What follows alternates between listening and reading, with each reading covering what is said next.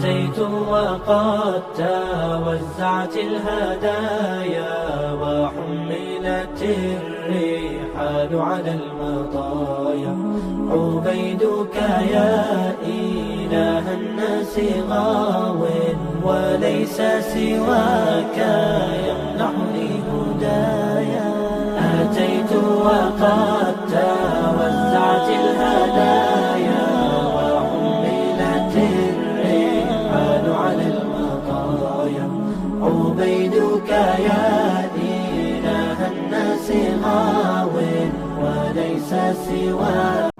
அஸ்ஸலாமு அலைக்கும் வரஹ்மத்துல்லாஹி பரகாத்துஹு. அன்பான சகோதர சகோதரிகளே, ரமலானுடைய 16வது நாளிலே நாம் இருக்கிறோம். அல்ஹம்துலில்லாஹ்.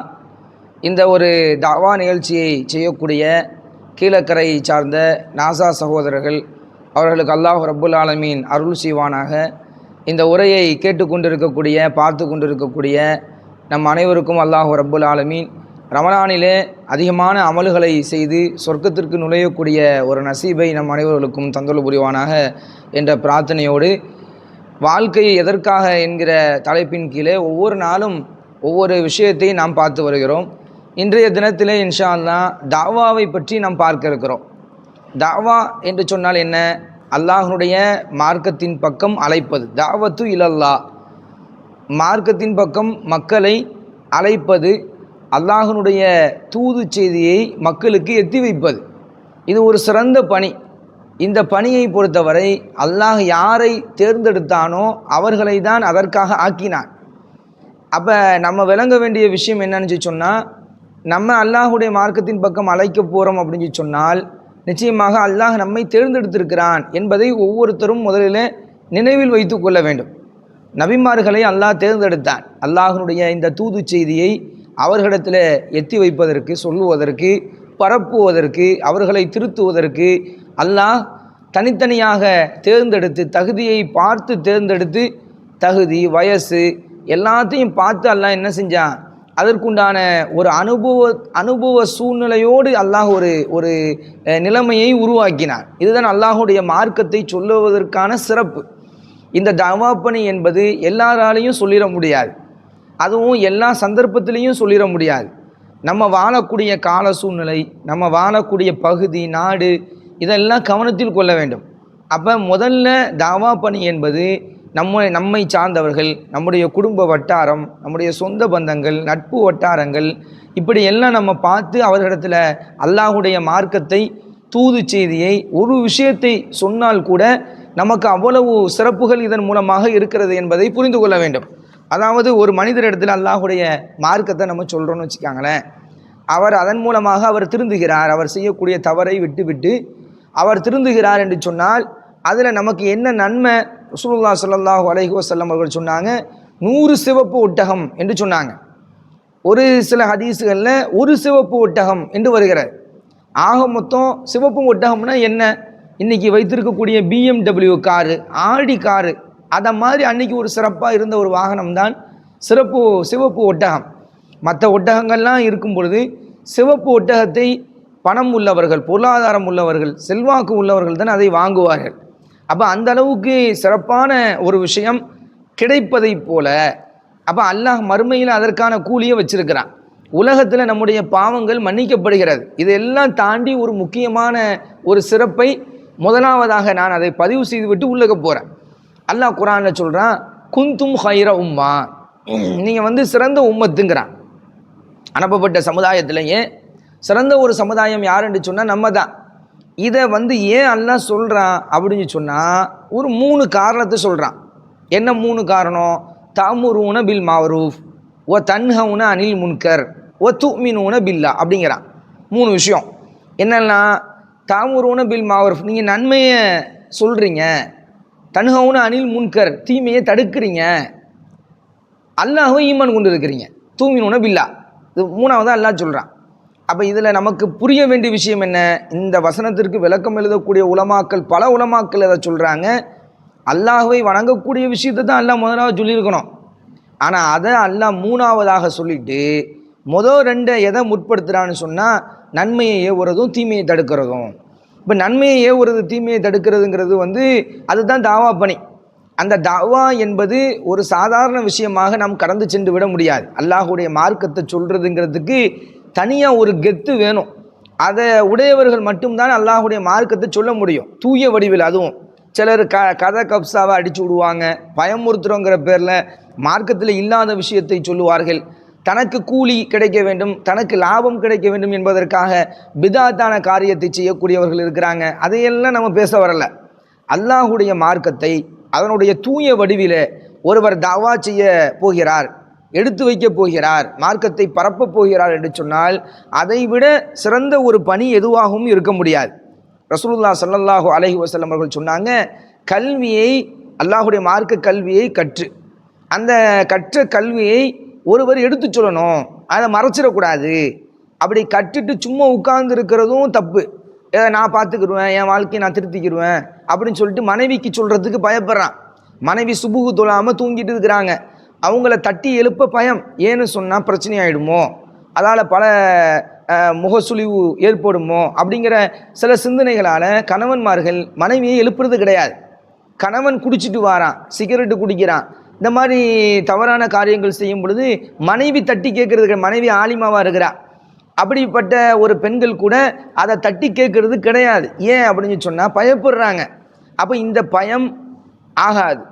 அதனால் ரசூலுல்லாஹி ஸல்லல்லாஹு அலைஹி வஸல்லம் சொல்கிறாங்க, நீ அந்த கல்வியை சரியான முறையில் நீ கற்றுக் கொடுக்கவில்லை என்று சொன்னால், மறைத்தா என்று சொன்னால் நெருப்பிலான கடிவாளம் இடப்படும். திருமதியில் 2787வது ஹதீஸாக இடம்பெறுகிறார். இந்த செய்தியை நான் உங்களுக்கு பதிவு செய்கிறேன். அப்போ தாவா பணி என்பது கண்டிப்பாக ஒவ்வொருத்தரும் செஞ்சு ஆகணும். சரி, இப்போ ஒரு கேள்வி வரும், மதரசால படித்து ஆலிம்களாக ஆனவங்க தான் தாவா பணி செய்யணுமா அப்படிங்கிற ஒரு கேள்வி வரும். அப்படி கிடையாது, அப்படி அல்லாஹ் சொல்லலை. சஹாபாக்கள் ஒரு சனதை சர்டிஃபிகேட்டை பெற்றுக்கிட்டு அந்த சர்டிஃபிகேட்டை வைத்துக்கொண்டு நான் ஆலிம் என்பதற்காக தாவா செய்கிறேன்னு சொல்லி எங்கேயும் சொன்னதாக நீங்கள் பார்க்க முடியாது. யார் வேணாலும் உலகத்தில் முஸ்லீம்களாக வாழக்கூடியவர்கள், மூமின்களாக இருக்கக்கூடியவர்கள், அல்லாஹுக்கு கட்டுப்பட்டு வாழணும்னு சொல்லி வாழ்ந்துக்கிட்டு இருக்கிற ஒவ்வொருத்தரும் இன்னொருத்தருக்கு கண்டிப்பாக தாவா செய்வதற்கு முழு உரிமை இருக்கிறது. இதை நம்ம தெளிவாக புரிந்து கொள்ள வேண்டும். ஆலிம்கள் எதற்கு? மதரசால போய் படிக்கிறவங்க, படித்தவங்க, அவங்க படித்து அவங்க என்ன செய்யணும்னு சொன்னால் மார்க்க சம்பந்தப்பட்ட தீர்ப்புகளை வழங்குவதற்கு தான், சந்தேகங்களை நிவர்த்தி செய்வதற்கு தான். அவங்க கிட்ட போய் கேட்டால் அவங்க என்ன செய்வாங்க, இதை இப்படி செய்யுங்க அப்படி செய்யுங்க அப்படின்னு சொல்லி குர்ஆன் ஹதீஸின் அடிப்படையில் அவங்க என்ன செய்வாங்க, காட்டுவாங்க. இதுதான் ஆலிம்களுடைய பணி. ஆனால் ஆலிம்கள் அல்லாதவர்களோ அவர்களுக்கு இருக்கக்கூடிய முக்கியமான ஒரு பணி என்னன்னு சொன்னால் தாவா பணி.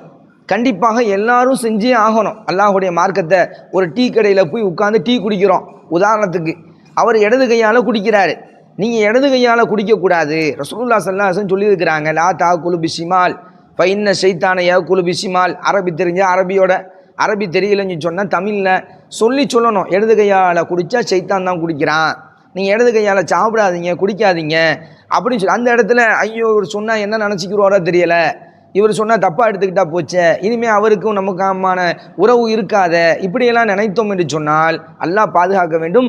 பெரிய ஒரு தண்டனைக்குரிய குற்றமாக மார்க்கம் பார்க்கிறது. ஏனென்று சொன்னால் அல்லாஹ் குர்ஆனில் சொல்கிறான், ஒரு பறவை தாவா செஞ்சதை அல்லாஹ் குர்ஆனில் சொல்கிறான். சுலைமான் அலைஹிஸ்ஸலாமுடைய வரலாறை எடுத்து படித்து பாருங்கள். இந்த சுலைமான் அலைஹிஸ்ஸலாமுடைய காலத்தில் ஒரு சம்பவம் நடக்குது. என்ன சம்பவம் நடக்குதுன்னு சொன்னால், அவர் விலங்குகளுக்கும் பறவைகளுக்கும் மத்தியில் பேசக்கூடிய ஆற்றலை அல்லாஹ் கொடுத்துருந்தான். ஒரு நாள் எல்லாத்தையும் நிப்பாட்டி வச்சு செக் பண்ணுறாரு. பண்ணும் பொழுது ஒரு பறவை காணோம் இல்லை அந்த இடத்துல. அந்த பறவையினுடைய பேர் ஹூத். இது குர்ஆனில் அல்லாஹ் சொல்கிறான். அப்போ சரியான காரணம் சொல்லாட்டி நான் அந்த பறவையை கொண்டு விடுவேன் என்று சுலைமான் அலைஹிஸ்ஸலாம் சொல்கிறாங்க. அது காணோம் இந்த இடத்துல இல்லை அப்படின்னு சொல்லி கோவப்படுறாங்க. பிறகு அந்த பறவை தாமதமாகி வருகிறது. வந்த பறவை சுலைமான் அலைஹிஸ்ஸலாம் இடத்துல பேசுகிறது, சொல்லுது, எதுக்காக வேண்டி நான் தாமதமானேன்னு தெரியுமா அப்படிங்கிற காரணத்தை சொல்லும் பொழுது, ஒரு நாட்டை பார்த்தேன், அந்த நாட்டிலே ஒரு அரசி இருக்கிறாள், அந்த அரசிக்கென்று ஒரு சிம்மாசனம் இருக்கிறது, அந்த அரசி அவைகளை சார்ந்த மக்கள் எல்லோரும் என்ன செய்கிறாங்க அப்படின்னு சொன்னால் அல்லாஹ் அல்லாது ஒரு சூரியனை அவர்கள் கடவுளாக எடுத்துக்கொண்டு வணங்கி கொண்டிருக்கிறார்கள் அப்படிங்கிற ஒரு தகவலை சொல்லுது. உடனே சுலைமான் அலைஹிஸ்ஸலாம் என்ன செய்கிறாங்க, கடிதம் எழுதி அனுப்புகிறாங்க. அதுக்கு பிறகு ஒரு பெரிய சம்பவம். இந்த சம்பவத்தை மட்டும் நான் உங்களுக்கு சொல்லிக்கிறேன். அப்போ அந்த உலமாக்கள் எழுதுறாங்க தப்சீரில் எப்படின்னு சொன்னால், பறவையால் எழுத முடிந்திருந்தால் அந்த பறவை என்ன செஞ்சுருக்கும், எழுதி கொடுத்துருக்கும்.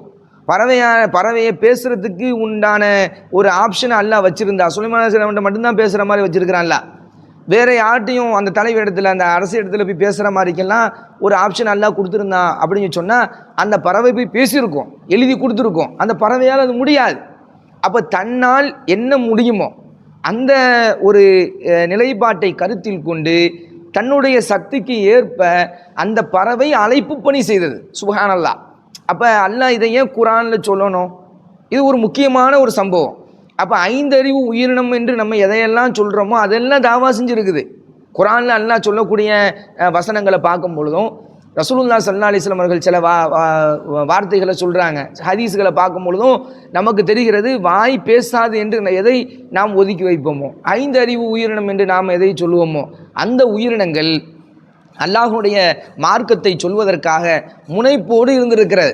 அல்லாஹ் அல்லாதவற்றை வணங்குகிறார்கள் என்பதற்காக வானம் பூமியெல்லாம் கோவப்பட்டு பேசியது என்பதை அல்லாஹ் குர்ஆனில் சொல்கிறான். நாங்கள்லாம் இடிஞ்சிருட்டுமா என்று அல்லாஹ்விடத்தில் கேட்டது. எதற்காக? அல்லாஹ் அல்லாதவர்களை வணங்குகிறார்கள் என்பதற்காக கோவப்பட்டு பேசியதை அல்லாஹ் குர்ஆனில் சொல்லி காட்டுறான். இந்த மாதிரி ஏகப்பட்ட சம்பவத்தை சொல்லலாம். ஒரு அத்தியாயமே இருக்குது, அல்லாஹ் அதை பற்றி பேசுகிறான். எறும்பு, இந்த சுலைமான் அலைஹிஸ்ஸலாமுடைய அத்தியாயத்திலேயே அல்லாஹ் எறும்பை பற்றி பேசுகிறான். எறும்பு என்ன செஞ்சிச்சு? சுலைமான் அலைஹிஸ்ஸலாமுடைய படை வரதை பார்க்குது. ஒரு எறும்பு இன்னும் மற்ற எறும்புகளுக்கெல்லாம் தகவல் தெரிவிச்சிச்சு. என்ன தகவல் தெரிவிச்சிச்சு தெரியுமா? சுலைமான் அலைஹிஸ்ஸலாமுடைய படை வருதுப்பா, தெரிஞ்சோ தெரியாமையோ அவங்க என்ன செஞ்சுருவாங்க, உங்களை மிதிச்சிருவாங்க, நீங்கள் எல்லாம் உங்கள் பொத்துக்குள்ளே போய் ஒளிஞ்சிக்காங்க அப்படிங்கிற வார்த்தையை சொன்னதாக அல்லாஹ் குர்ஆனில் சொல்கிறான். எறும்பை இப்படி பிடிச்சி பார்த்தா கண் எங்கே இருக்குன்னு கூட தெரியாது. அந்த அளவுக்கு ஒரு சிறிய உயிரினத்தை பற்றி அல்லாஹ் பேச வேண்டிய அவசியம் என்ன? தன்னுடைய இனத்தை காப்பதற்காக, ஏன் கூட்டம் அது அழிஞ்சிடக்கூடாது என்பதற்காக அது முனைப்போடு நின்றது என்பதை அல்லாஹ் குர்ஆனில் சொல்லி காட்டுறான். அப்போ மனித சமூகங்களாக இருக்கக்கூடிய நாம் 6 அறிவு என்று பேசி பெருமை எடுத்துக் கொள்ளக்கூடிய நாம் என்ன செய்யணும்னா, நம்முடைய சமூகம் அழிந்து விடக்கூடாது என்பதற்காக, அவர்கள் நரகத்திற்கு சென்று விடக்கூடாது என்பதற்காக நம்மாலான முயற்சியை கண்டிப்பாக செய்ய வேண்டும். இதை இஸ்லாமிய மார்க்கம் நமக்கு வலியுறுத்துகிறது. அப்படி செய்யலை அப்படின்னு சொன்னால் கடும் குற்றம் என்று மார்க்கம் நமக்கு பேசுகிறது. அப்போ இதுக்கு மாற்று கருத்து எந்த உலமாக்களும் சொல்லலை. தாவா பணி என்பது மிக சிறந்த ஒரு பணி. அந்த பணியை சஹாபாக்கள் எடுத்து செய்திருக்கிறார்கள். பல சம்பவங்களை நம்ம பார்க்க முடிகிறது. அந்த தாவா பணி அல்லாஹுடைய மார்க்கத்தை எடுத்து சொல்லும் பொழுது அந்த காம்ப்ரமைஷன் கிடையாது, எந்த விதமான ஒரு இதுவும் கிடையாது. அந்த சமாதானமாக போயிடுவோம், இப்படி செஞ்சிரும் அப்படி செஞ்சிரும் அப்படின்னு சொல்லிட்டு எதுவுமே செய்யாமல் பிடிச்ச புடியாக அல்லாஹுடைய மார்க்கம் என்கிற விஷயத்தில் மிக உறுதியாக இருந்திருக்கிறார்கள். ஏகப்பட்ட சம்பவங்களை நம்ம சொல்ல முடியும். அல்லாஹுடைய மார்க்கத்தில் ஒரு ஒரு ஒரு விஷயம் சமாதானம் பண்ண முடியாது. அது அல்லாஹுடைய தூதர் ஸல்லல்லாஹு அலைஹி வஸல்லம் அவர்களும் சொல்லிவிட்டார்கள் என்று சொன்னால் அதில் எந்த விதமான ஒரு சமாதானமோ அதுக்கு உண்டான ஒரு பேச்சுவார்த்தைக்கும் இடமே கிடையாது. பல சம்பவத்தை சொல்லலாம். உதாரணமாக உமர் ரலியல்லாஹுடைய சம்பவம், அதாவது இப்னு அப்துல்லா அவனுடைய சம்பவமும் அதில் பார்க்க முடியுது. என்னன்னு சொன்னால், காலம் கெட்டு போச்சு, அதனால் பெண்கள் பள்ளிக்கு வர தேவையில்லைங்கிற மாதிரிக்கு உண்டான கருத்தை சொல்கிறார். அப்போ இதை கேட்ட இப்னு உமர் அவங்க அதாவது வாப்பாக்கு மகனுக்கும் சண்டை வருது. அவங்க 2 பேரும் அதனால் கோவப்பட்டுக்கிறாங்க. என்ன எதுக்காக வேண்டி கோவப்படுறாங்கன்னா, அல்லாஹ் ஒரு கட்டளையை சொல்லிட்டானே, ஒரு மஷூரான ஒரு கருத்து தான் சொன்னார். இந்த சம்பவம் புகாரில் 865, 873, 5235, அபூதாவுதில் 564 நிறைய ஹதீஸ்களில் வருது. அப்போ தன்னுடைய மகனை என்ன செஞ்சிட்டாரு, அப்படி தள்ளி விட்டுட்டு அடிச்சிட்டாரு, நெஞ்சில் அடித்தார். அதனால் அவர் மரணிக்கக்கூடிய காலம் வரை பேசலைங்கிற அறிவிப்புகள் சில இடங்களில் வருகிறது. சில அறிவிப்புகளில் பார்க்க முடியுது, மௌத்தாகிற காலம் வரை அவங்க 2 பேரும் சரியாக பேசிக்கல. எதுக்காக வேண்டி அப்படின்னு சொன்னால், காலம் கெட்டு போச்சு, பள்ளிவாசலுக்கு பெண்கள் வர தேவையில்லைங்கிற ஒரு கருத்தை சொல்கிறார். அந்த கருத்தும் இருக்குது தான்.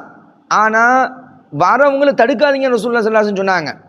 பள்ளிவாசலுக்கு வரணும்னு சொல்கிறவங்கள தடுக்காதீங்க. அப்போ அதுக்குண்டான வசதிகளை ஏற்படுத்தி கொடுக்கணுமே ஒழிய பெண்கள் வாரதை தடுக்கக்கூடாது என்கிற ஒரு கான்செப்டில் இருந்தாங்க. இந்த மாதிரி நிறைய விஷயங்கள் நம்ம பார்க்க முடிகிறது.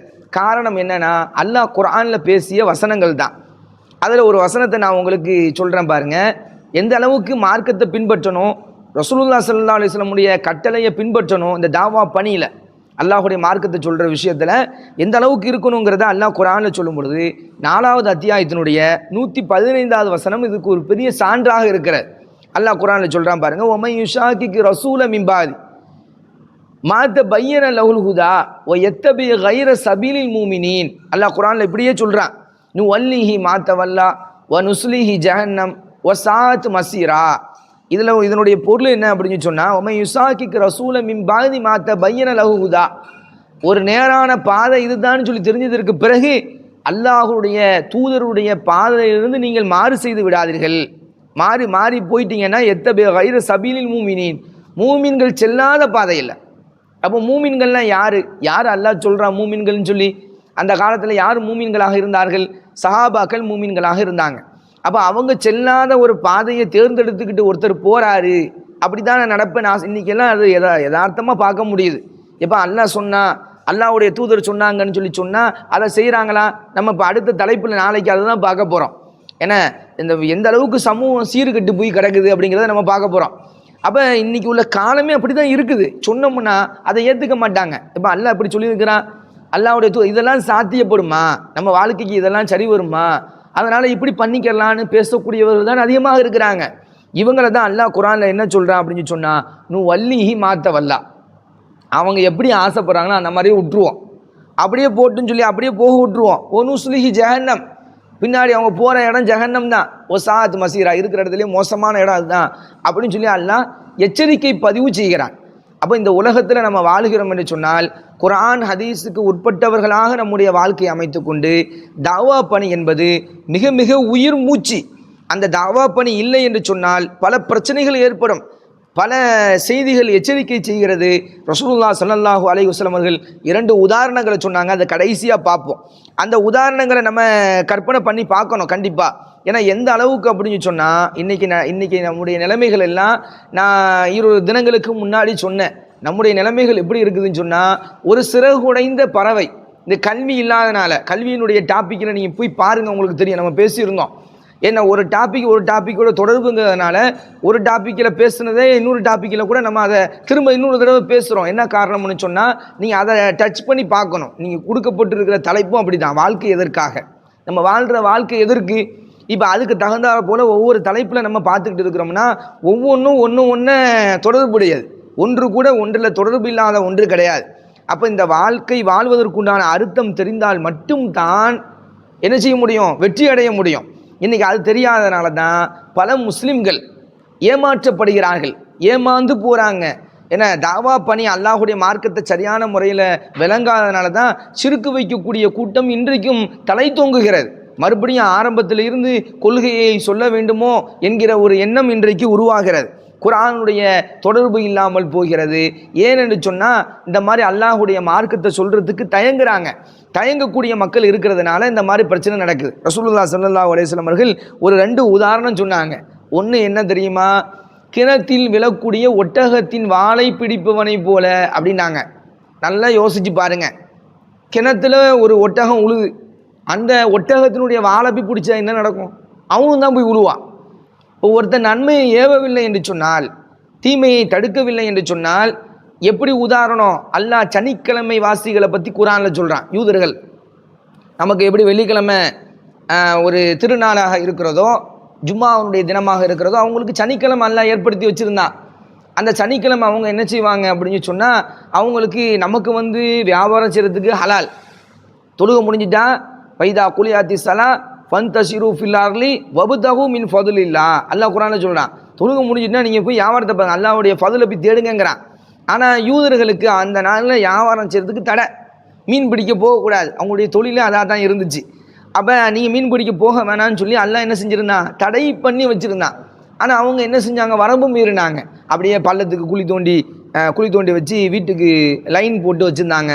வலையை விரிச்சிட்டு வந்துடுவாங்க. சனிக்கிழமை தான் மீன் துள்ளி விளையாடும். சைத்தான் என்ன செஞ்சான்? அவங்கள ஊசலாட்டத்தை ஏற்படுத்தினான். அப்போ அவங்க தப்பான காரியத்திற்கு முன் வந்தார்கள். சனிக்கிழமை மீன் பிடிக்க போகாதீங்கிற தடையை மீறினார்கள். மீறி என்ன செஞ்சாங்க? மீன் பிடிச்சாங்க. அப்போ ஒரு கூட்டம் அவங்கள தடுத்துச்சு. போகாதீங்கப்பா, அல்லாஹ் இப்படி சொல்லியிருக்கிறாங்கன்னா நீங்கள் போகக்கூடாது அப்படின்னு சொல்லி ஒரு கூட்டம் தடுத்துச்சு. தடுத்த கூட்டத்தை ஒரு கூட்டம் தடுத்துச்சு.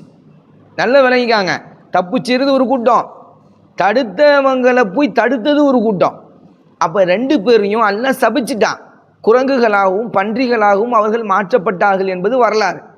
அப்போ யாரை அல்லாஹ் விட்டுட்டான், யார் போய் தடுத்தாங்களோ அவங்களுக்கு அல்லாஹ்வுடைய ரஹ்மத்து கிடச்சிச்சு. அப்போ தாவா பணி என்பது செய்யக்கூடிய அந்த தீமைன்னு தெரியுதா, அந்த தீமையை போய் தடுக்கணும்.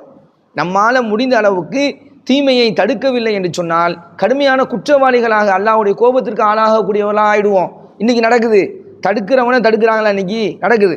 உனக்கு என்னப்பா, உன் வேலையை பார்ப்பா, நீ ஒழுங்காக நடக்கிறல்ல, நீ இருந்துக்க, நீ ஏன் போய் அவனை போய் வேணான்னு போய் சொல்கிற, அது உனக்கு வீணான பிரச்சனை தானே, இப்படி பேசக்கூடிய மக்களை பார்க்குறோம்.